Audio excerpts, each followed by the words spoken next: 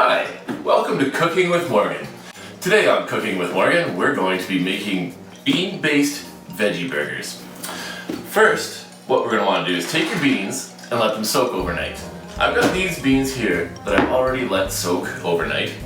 So now, all that's left to do is throw them in the pot and boil them.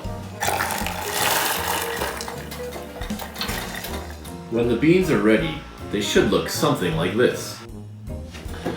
So now that we've got the beans cooking, we're going to want to let them simmer for a while until they're nice and mushy. While we're waiting for that, we can chop up our other ingredients. We have carrot, mushroom, onion, garlic, pepper, and spinach.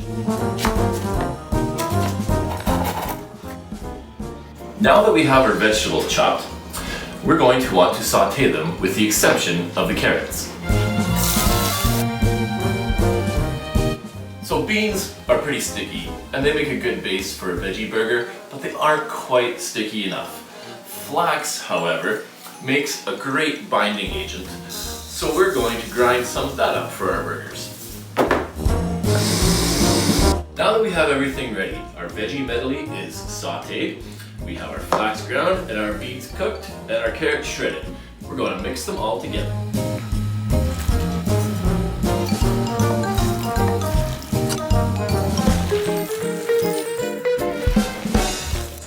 Once you have the mixture all ready to go, that's when we start forming patties.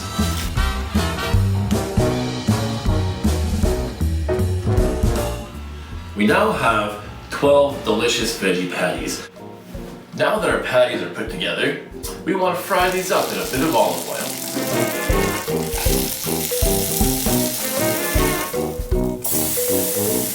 And now that we've got them all cooked up, we want to put them on a bun with our favorite toppings and enjoy.